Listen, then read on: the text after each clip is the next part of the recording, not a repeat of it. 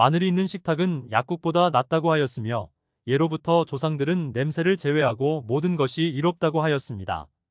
그런데 마늘과 같이 먹은 이것 때문에 독으로 변해서 염증과 종양을 키워 암으로 진행되고 치매까지 걸릴 수 있다는 사실 알고 계신지요?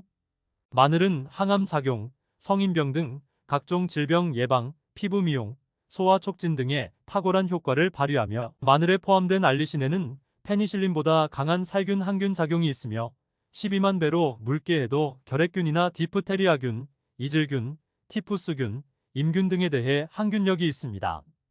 하지만 몸에 정말 좋은 마늘도 잘 요리해서 드셔야 몸에 좋은 것입니다. 평소 먹는 식품에는 건강을 이롭게 하는 고유의 다양한 유익한 성분들이 다량 포함되어 있는데요. 그러나 어떤 식품과 함께 요리해서 드시느냐에 따라 서로의 성분이 상승작용을 일으켜 우리 몸을 건강하게 만들기도 하고 어떤 성분들은 서로 궁합이 맞지 않아 유용한 성분들이 제대로 흡수되지 못하고 몸 밖으로 배출되거나 독이 되어 신체를 병들게 하기도 합니다. 안녕하세요. 여러분의 건강한 밥상을 책임지는 밥상보감입니다. 구독과 좋아요를 누르시면 건강에 대한 정보를 무료로 만나보실 수 있습니다. 바로 지금부터 마늘과 같이 먹으면 상극인 최악의 궁합인 음식 3가지와 우리의 몸을 더욱 건강하게 하는 최고의 찰떡궁합인 음식 3가지, 그리고 마늘 드실 때 주의해야 할 사항을 지금부터 자세히 알려드리겠습니다. 마늘과 나쁜 궁합 음식부터 먼저 알아보겠습니다. 마늘과 같이 요리해 먹으면 최악의 궁합인 음식으로 첫 번째는 돼지기름입니다. 삼겹살, 목살 등 돼지고기를 구워 드실 때 팬 위에 마늘과 함께 구워 드시죠. 대부분 삼겹살이 익을 때 나오는 기름 위에 마늘을 통째로 또는 잘라서 구워 먹는데요. 그런데 이렇게 먹는 마늘은 정말 피해야 하는 것입니다. 왜냐하면 이것이 뱃살을 만들고 내장 지방이 쌓이게 하는 주요 원인이 됩니다. 삼겹살 등 고기를 구울 때 발생하는 기름이 결코 적은 양이 만들어지는 게 아닙니다. 이것들이 다 뱃살로 가서 내장 지방으로 쌓이게 됩니다. 이렇게 구워져서 나온 삼겹살 등 돼지기름에 마늘을 굽게 되면 마늘이 기름을 흡수하게 되고 마늘은 기름 덩어리가 되게 됩니다.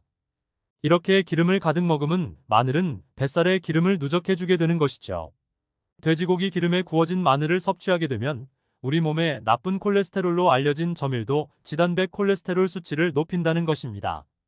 지단백 콜레스테롤은 동맥경화를 일으키는 몸에 나쁜 콜레스테롤을 말하는 건데요. 이 지단백 콜레스테롤은 초기 치매의 원인이 된다고 합니다. 연구 결과에 따르면 나쁜 콜레스테롤인 저밀도 지단백 수치가 높다면 65세 이전에 치매 위험이 높아진다는 연구 결과를 내놓았습니다.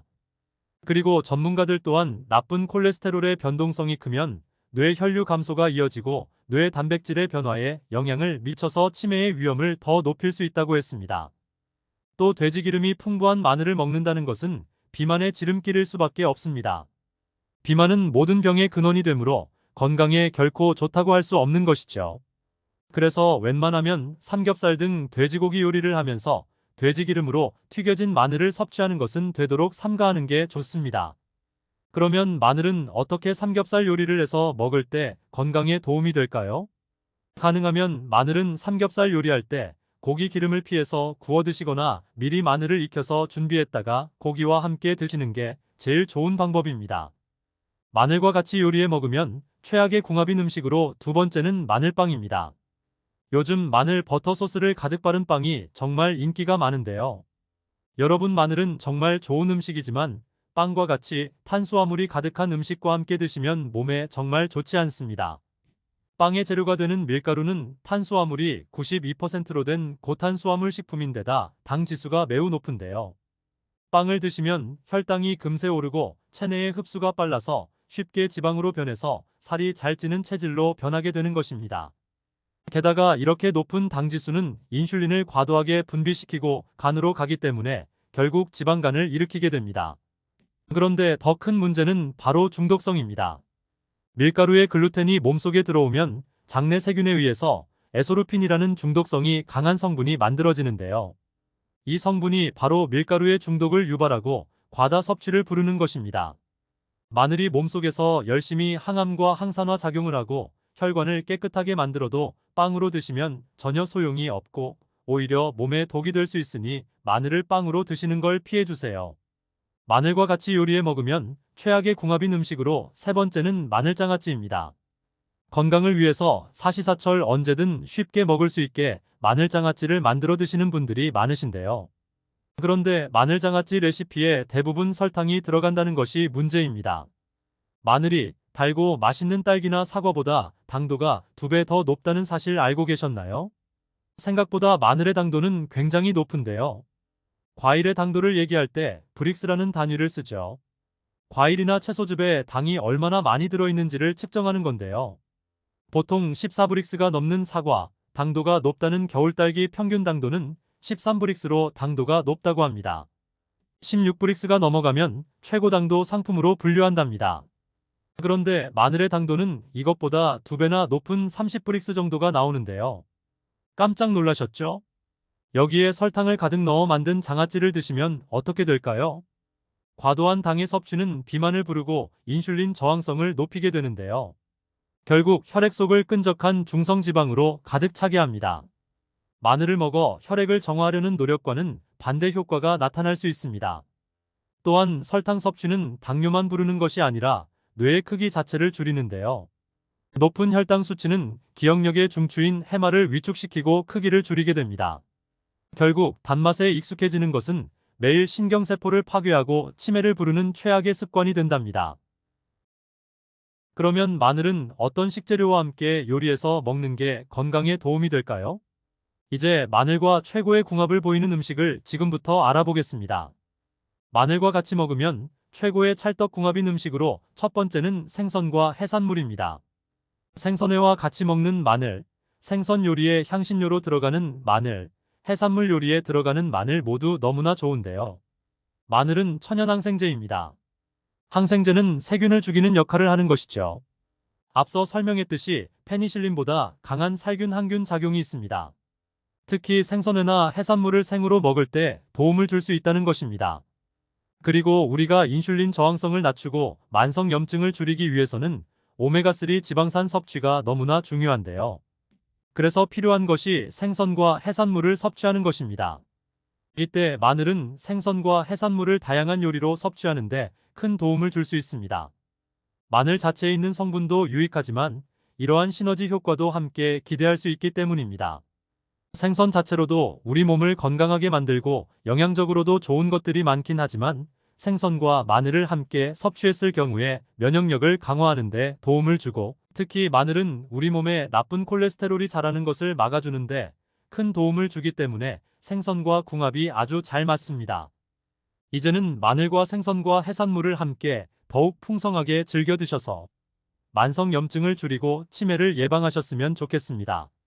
마늘과 같이 먹으면 최고의 찰떡궁합인 음식으로 두 번째는 미역국입니다. 마늘과 미역국은 너무도 잘 어울리는 식재료로 두 음식 다 건강에 매우 좋은 음식인 건 다들 아시고 계시죠?